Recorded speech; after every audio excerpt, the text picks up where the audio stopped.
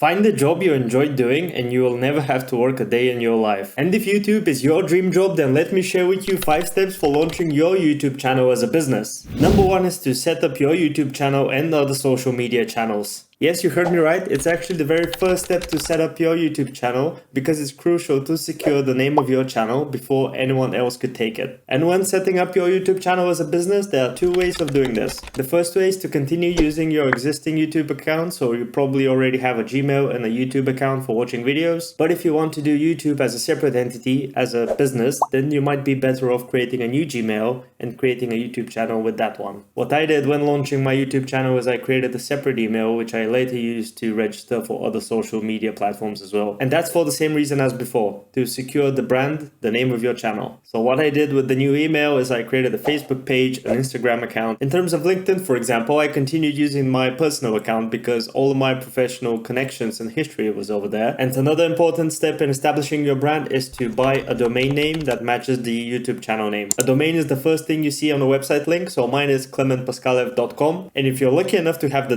.com domain still available for you, then go ahead and buy it straight away. When you eventually grow an audience on YouTube and on other social media platforms, it's vital to have a website where you can redirect them to. Having bought that domain will eventually allow you to have your own website that matches the name of your YouTube channel. And when doing YouTube, there are several benefits of having a website as well. The first one is that on your website, you have the absolute freedom to share everything with your new audience. You can have a page where you share more about yourself so that your fans can go there and read more about you, which will help your audience feel closer to you and in turn make them long-term subscribers and stick around for longer. You can also write blog posts to share personal stories and experiences with your audience. And most importantly, having a website will allow you to monetize your YouTube channel in so many other ways. Getting commission from affiliate links, get people to sign up for your newsletter where you also include links. It's a place where you could sell digital assets. For example, if you have video courses or PDFs or ebooks. Every successful YouTuber has a website and has bought the domain name that matches their YouTube channel. Step number 2 is to register a company. Again, there are 2 ways of doing this if you're just starting a YouTube channel. One way is to have it as a separate company, and the other way is for you as an individual to register as a YouTuber. And what registering as a YouTuber means is that you're telling the tax authority in your country that you're basically a freelancer that creates videos and that your YouTube channel revenue will be going into your personal bank account. All of the gear you buy is your personal belonging, and the website is also on your name. On the other hand, if you register a company, the YouTube channel will be actually the property of the company. The company will also need a separate business bank account to be open in its name so that the ad revenue can go there. When you pay for your website or when you buy a camera, you must use that business bank account. So pretty much all of the expenses for YouTube and doing YouTube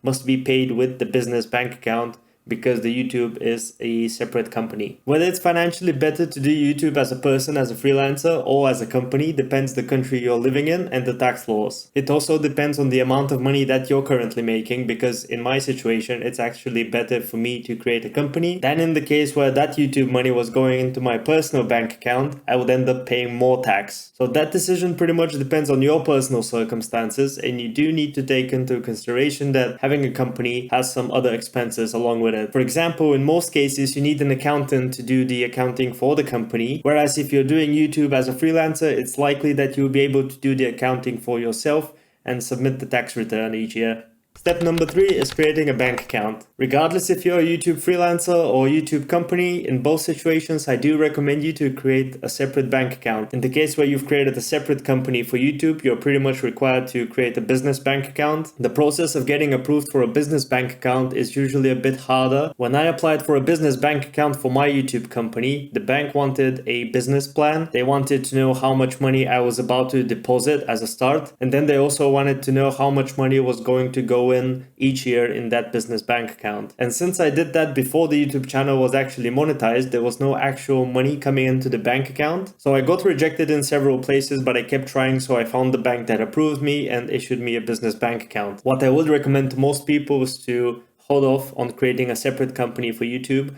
until you get monetized, because having money coming in from YouTube will make the entire process of creating a business bank account a lot easier. And there's not really a point in wasting your time and struggling to do something that will be much easier in due time. And what if you're a freelancer? Well, I still recommend creating a separate bank account. The main reason is that it will make it much easier to track all of the expenses that have to do specifically with doing YouTube. This will make it easier to track how much you're spending on YouTube, and when YouTube starts to make you money, you can easily track how much money that is, so that the ad revenue from YouTube and the commissions from affiliate links don't get mixed up with your day job salary in your personal bank account. I did the same thing for one of my Airbnb rental properties. So I created a separate personal bank account that only takes in the revenue from Airbnb, and then I pay all of the expenses for Airbnb just from that account. And it's way much easier to see whether I'm working on a profit or at a loss. Step number 4 is to buy some gear. What I did when I started YouTube is that I allocated a specific amount of money as a budget, and I told myself that if I was to buy some gear, I would need to fit inside that budget. And since I decided to start on a tight budget, I decided not to buy a professional camera, so I'm just filming with my phone. I'm currently filming with an iPhone XR, which isn't amazing, but can film in 4K resolution, which is more than enough to get started. In terms of lighting, I bought the cheapest softbox I could find, but it is quite better than using the window or just any other home lights. For sound, I bought the cheapest professional microphone. So not the cheapest microphone you could find, but the cheapest professional microphone. I bought the Rode Video Micro microphone, which is actually made to be attached to a professional camera. And since I'm using a phone, I had to buy 2 separate adapters to make it work. I did compare footage before and after the microphone was attached, so for its price, it's pretty good. If you have some money to spare and you want to add some colors to your videos, then you can buy some things for decorations in the background, for example, LED lights. Those are just optional. I recommend spending most of the money on sound, then on camera, and then on lights. The next step is writing scripts.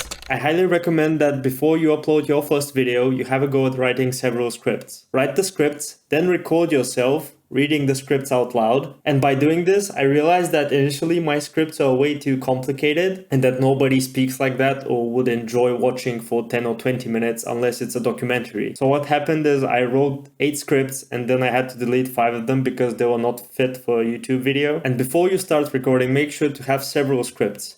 It's most effective to sit down and start recording and do several videos worth of recording in one go. And when you think you have your first proper video, then it's time to launch your channel. Don't forget to like and subscribe and click to watch this video next, and I'll see you over there.